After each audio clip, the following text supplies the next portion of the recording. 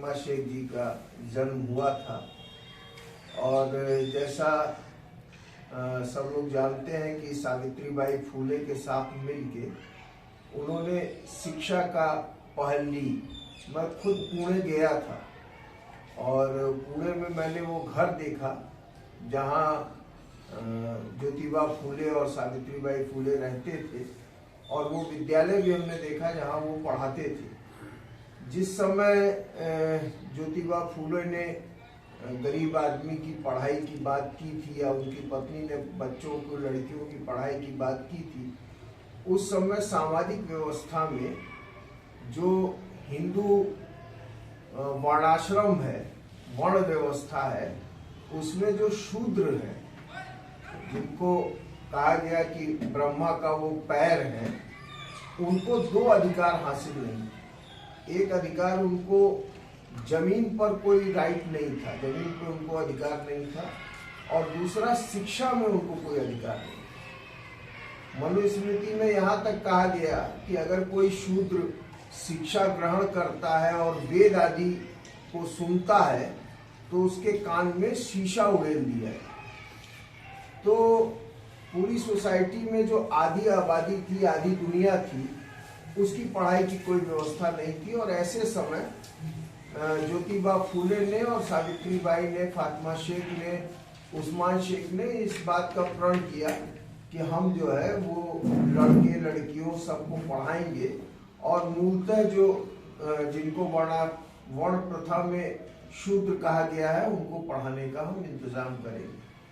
आज हमारे लिए ये महत्वपूर्ण इसलिए बन जाता है क्योंकि देखिए पूरी दुनिया और देश में चीजें बहुत तेजी से बदल रही हैं। एक दौर था इस दुनिया में जब सरकारों ने ये तय किया था कि अपने हर नागरिक को वो शिक्षा, स्वास्थ्य, सड़क, बिजली, पानी, इन सब चीजों की व्यवस्था सरकार करेगी। ये सरकार का काम था। और आजादी के आंदोलन के भी जो हमारे नायक थे, उन नायकों में चाहे महात्मा गांधी हो, जवाहरलाल नेहरू हो, सरदार वल्लभ भाई पटेल हो या कलाम साहब हो, सब ने इस मुल्क को एक कल्याणकारी मुल्क में, कल्याणकारी राज्य में बनाने की बात की थी, जिसका जो सबसे लिपिबद्ध, सबसे बेहतरीन नमूना है वो हमारा आईन है, हमारा संविधान है। जिस संविधान की प्रस्तावना में ही ये बात कही गई कि हिंदुस्तान के हर नागरिक को हम गरिमापूर्ण माने सम्मानजनक जीवन की गारंटी करेंगे, यह राज्य उनके लिए सुनिश्चित करेगा। प्रस्तावना पढ़ें तो आप पाएंगे उसमें व्यक्ति की गरिमा लिखा हुआ है। तो अब लेकिन धीरे धीरे क्या हुआ कि जो हम गरिमापूर्ण जीवन की बात सोचते थे वो तभी संभव था जब राज्य शिक्षा का इंतजाम करे, जब राज्य दवा का इंतजाम करे, हमारी कमाई का इंतजाम करे। इससे राज्य ने अपनी भूमिका हटा ली। आज ही अगर आप देखें तो अभी 2-3 दिन पहले का अगर आप अमर उजाला उठा के देखेंगे तो उसके फ्रंट पेज पे एक बड़ी खबर छपी है, और उस खबर में कहा गया कि उत्तर प्रदेश की सरकार अब निजी जो कंपनियां हैं उनके अस्पताल खोलने में मदद करेगी। माने उनको सस्ती जमीन मिलेगी, उनको सस्ता बिल्डिंग मिलेगा, उनको टैक्स से पूरी छूट मिलेगी। और जो निजी अस्पताल खड़े हो रहे हैं उनमें आम आदमी, आप जैसे लोगों को इलाज कराना बेहद मुश्किल है। आप उसका इलाज नहीं करा सकते। अभी 4 दिन पहले मेरे एक रिश्तेदार हैं, उनकी डेथ हुई 31 दिसंबर को। तो उनका लड़के से मैं बात कर रहा था तो उसने बताया कि मैं अपने पिताजी को मेदांता में भर्ती किया था, और कह रहे थे कि 10:30 बजे रोज अस्पताल से हमको फोन आ जाता था कि 40,000 रुपए लाके आप जमा कर दीजिए, तभी ट्रीटमेंट शुरू होगा। तो अब आप समझ सकते हैं कि जहां इतना महंगा इलाज हो गया वहां आम आदमी अपना इलाज नहीं करा सकता। धीरे धीरे जो सरकारी अस्पताल व्यवस्था है वो खराब। ऐसे ही आप एजुकेशन देखिए, उत्तर प्रदेश में पिछले 4 सालों में 27,000 जो प्राइमरी स्कूल्स थे वो बंद कर दिए गए, और 25,000 स्कूल प्राइमरी और बंद करने का आदेश आ चुका है, जिनमें ये कहा जा रहा है कि 50 से कम बच्चे हैं, इसलिए इन विद्यालयों को हम बंद कर रहे हैं। बात तो उल्टी है। होना तो ये चाहिए था कि अगर वो स्कूल में बच्चे नहीं आ रहे तो बच्चों को कैसे स्कूल तक लाया जाए, इसकी व्यवस्था सरकार को करनी चाहिए। बच्चे क्यों नहीं आ रहे हैं? क्योंकि जो प्राइमरी स्कूल एजुकेशन है, जिससे पढ़ के हमारे जैसे लोग, हम लोग कहीं बहुत किसी प्राइवेट कॉलेज से पढ़ के निकले हुए नहीं है। आप लोग को जान के आश्चर्य होगा, 12 रुपए में मैंने हाई स्कूल किया है फीस पर, और इंटरमीडिएट भी मुझे जहां तक मेरी याददाश्त है 16-17 रुपए में हमारा इंटरमीडिएट हुआ है। 1000 रुपए फीस में हम इलाहाबाद यूनिवर्सिटी में पढ़ लिए। आज आप इसकी कल्पना नहीं कर सकते। और जो ऐसे स्कूल्स बने भी हैं, उनकी पूरी भूमिका क्या हो गई है? उनकी सिर्फ भूमिका मध्याह्न भोजन, दोपहर में खाना खिलाने की हो गई। एजुकेशन की क्वालिटी बहुत बुरी तरह गिर गई। कारण क्या है? एक टीचर से आप टीचिंग भी कराते हैं, उसी टीचर से आप जनगणना भी कराते हैं, उसी टीचर से आप बीएलओ ड्यूटी भी कराते हैं, उसी टीचर से आप सारे आंकड़े, छात्रवृत्ति से लेके विद्यालय तक के सारे आंकड़े भी इकट्ठा कराते हैं। माने वो एजुकेशन छोड़ के नॉन एजुकेशन के जितने भी वर्क है वो कर रहा है। तो धीरे धीरे ऐसे हालात आ गए कि अब आम आदमी का बच्चा क्वालिटी एजुकेशन किसी भी सरकारी स्कूल में प्राप्त नहीं कर सकता। और दूसरी तरफ प्राइवेट स्कूल्स ऐसे हैं, इसी लखनऊ में, जहां पूरा क्लासरूम एसी है, जहां कलम और कागज से पढ़ाई नहीं होती, टैबलेट से पढ़ाई हो रही है। तो एक तरफ टैबलेट की दुनिया है और दूसरी तरफ पटरी के पर और चटाई पर, दरी पर बैठ के पढ़ने वालों की दुनिया है। तो इन दोनों दुनिया में आप कहते हैं कि हम कंपटीशन कराएंगे और हम उसके बाद उसमें से लोगों को चुनेंगे।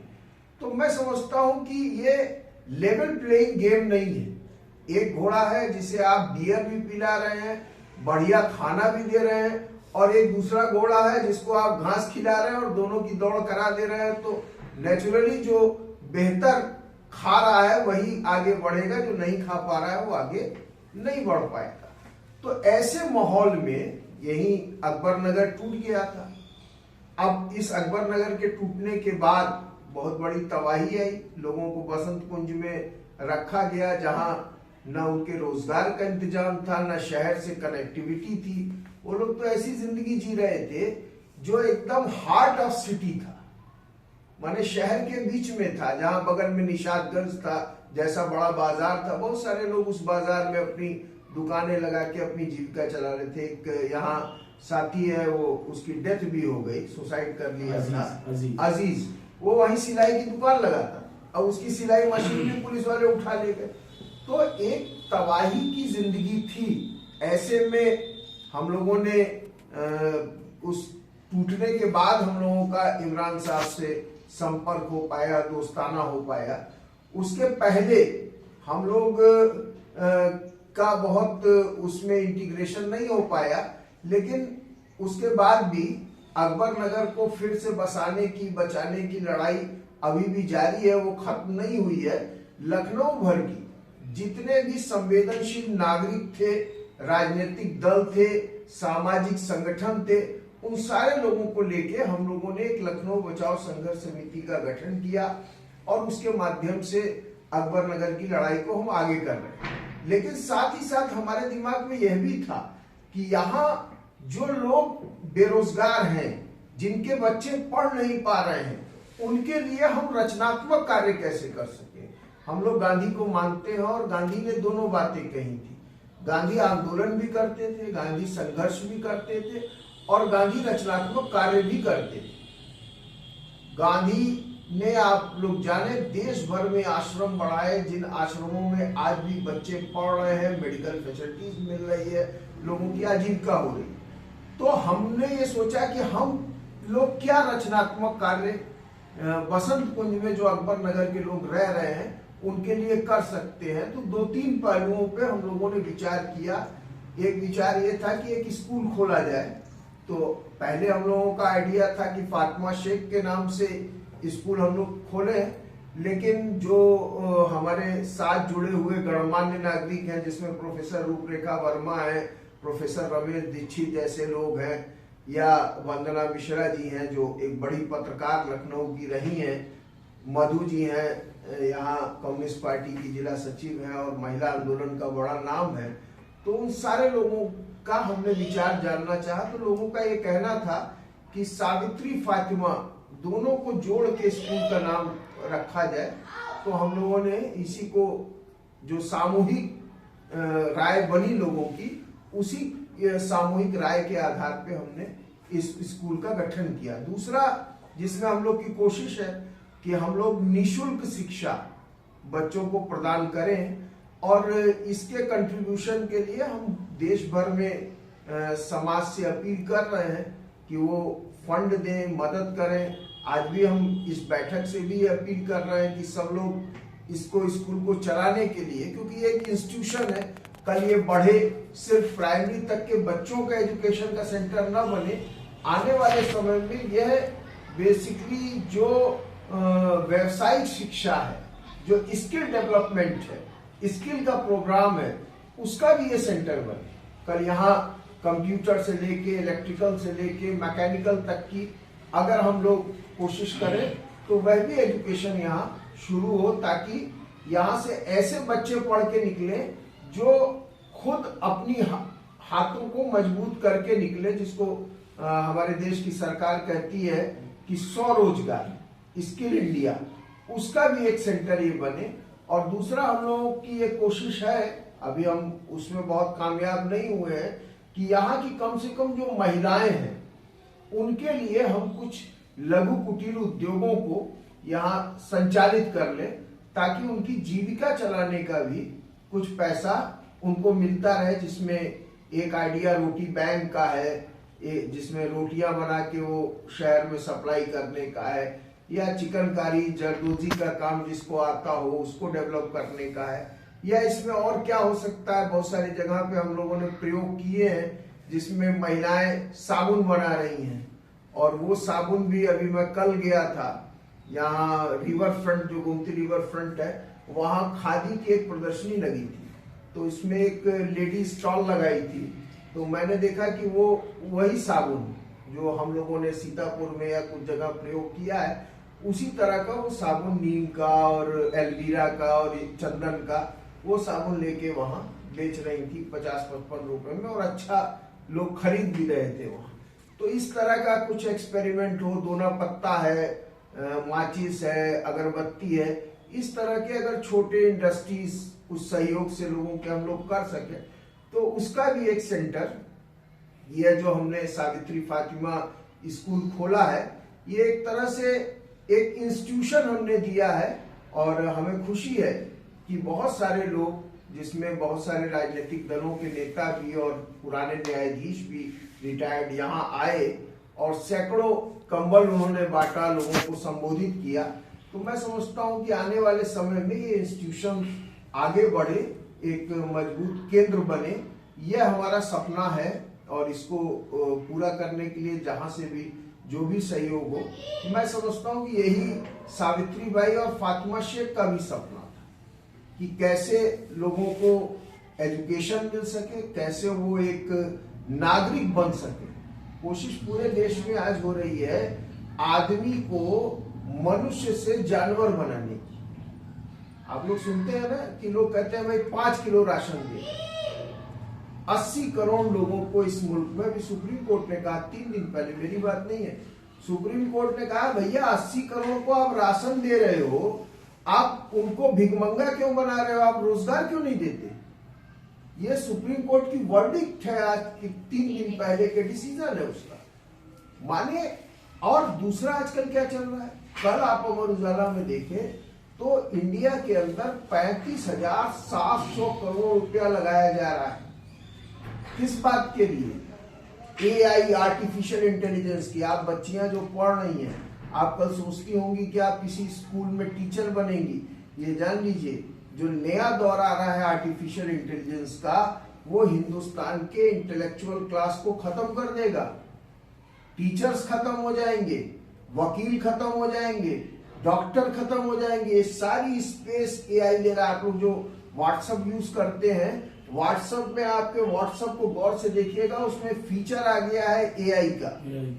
आप कुछ भी डालेंगे, आप इमरान अकबर नगर डाल दीजिए, तो जितना इमरान साहब के बारे में जानकारी होगी वो सारी जानकारी व्हाट्सएप का एआई निकाल के आपको परोस देगा। तो यह दुनिया बहुत तेजी से बदल रही है। दुनिया में एआई का फेज आ रहा है जिसमें बहुत बड़ा अनएम्प्लॉयमेंट जनरेशन होगा, बहुत बड़ी संख्या में लोग बेरोजगार होंगे। तब ऐसी स्थिति में दो रास्तों पे बहस हो रही है। एक वर्ल्ड बैंक और आईएमएफ एक रास्ता दिखा रहा है। वो कह रहा है कि सबको आप यूबीआई दीजिए। यूबीआई माने क्या है? Universal basic income. माने आप हिंदुस्तान के नागरिक हैं तो आपको 5,000, 2,000, 3,000, 4,000 रुपए आपके खाते में डाल दिए जाएंगे। ये जो आप लोग लाडली बहन सुन रहे हैं, या ये जो किसान को 500 रुपए दिया जा रहा है, या लाडली बहन के नाम पे आजकल आप देखते हैं हर पार्टी कह रही है, कोई कह रहा है 1,500 तो दूसरा कह रहा है हम 2,500 देंगे, तो कह रहा है 2,500 तो तीसरा कह रहा है कि हम 3,000 देंगे। ये सब जो है ये बेसिकली ये बुनियादी रूप से एक पैसा आपके खाते में डाल देना है। और उसके जरिए होगा क्या? आप हमेशा के लिए सरकार पे डिपेंडेंट होंगे। जिस दिन सरकार वो पैसा बंद कर देगी, आप पागल की तरह सड़क पे घूमेंगे, आपके पास अपनी जिंदगी को चलाने का कोई आसरा नहीं है। और दूसरा, एक ह्यूमन बीइंग के बतौर आपकी पर्सनालिटी में जो डिग्निटी है, जो सम्मान है, वो खत्म हो जाएगा। आप गुलाम हो जाएंगे, आप जानवर हो जाएंगे। और इसीलिए एक दूसरी ओपिनियन है जिसको प्रोफेसर प्रभात पटनायक, प्रोफेसर अरुण कुमार और अभी दुनिया का एक बहुत बड़ा अर्थशास्त्री है जिसका नाम है थॉमस पिकेटी, फ्रांस के हैं। उन्होंने कहा कि नहीं, यूबीआई मत करो। उन्होंने कहा इसकी जगह आप अधिकार युक्त योजनाएं चलाओ, माने ऐसी योजनाएं जिसमें लोगों का राइट्स गारंटी है। और उसका उन्होंने एक रास्ता बताया। उन्होंने कहा कि हिंदुस्तान के जो बिलियनियर्स हैं वो कितने हैं? 267 परिवार, जो जिनके पास पूरी संपत्ति का केंद्रीकरण हो रहा है। उन्होंने कहा अगर इन बिलियनियर्स पर, इन करोड़पति अरबपतियों की संपत्ति पे 2% टैक्स और 33% अगर उत्तराधिकार कर लगा दिया जाए तो हिंदुस्तान के हर नागरिक को 5 अधिकार दिए जा सकते हैं। Right to employment, right to food, right to old age pension, right to health, right to education. माने हर आदमी के लिए आप quality education, free and quality education, free and quality health, free आप उसको एम्प्लॉयमेंट जनरेट कर सकते हो। कम से कम 25,000 रुपए प्रति माह की नौकरी आप उसको दे सकते हो। आप कम से कम हर व्यक्ति को 5,000 रुपए 60 साल की उम्र पूरा होने के बाद पेंशन दे सकते हो। और आप सबके 2 वक्त के खाने की गारंटी कर सकते हो। यह आप जुटा सकते हो। और अभी हमारी दिल्ली में बैठक हुई जिसमें प्रशांत भूषण जी के घर पे हुई थी, जिसमें सारे अर्थशास्त्री थे और उन लोगों ने कैलकुलेट करके बताया कि करीब 16 लाख करोड़ रुपया हम अतिरिक्त जनरेट कर सकते हैं, जो 48 लाख करोड़ के हमारे बजट, जो भारत सरकार का बजट है, उसके अलावा इतना पैसा हम इकट्ठा कर सकते हैं। तो ये रास्ता जो हमने दुनिया का, समाज के बदलाव का चुना है, उसी रास्ते की एक कड़ी है ये सावित्री बाई फुले और फातिमा शेख का विद्यालय। और अंत में मैं यही उम्मीद करूंगा कि ये फले फूले आगे बढ़े और जितनी भी देश भर की शक्तियां हैं जो लोकतंत्र में, जो इंसाफ में, जो जनता में विश्वास करती हैं, वो इस मुहिम को समर्थन दें। और आप सब लोग यहाँ आए, बहुत खुशी हुई। आप सबको बहुत बहुत धन्यवाद। बहुत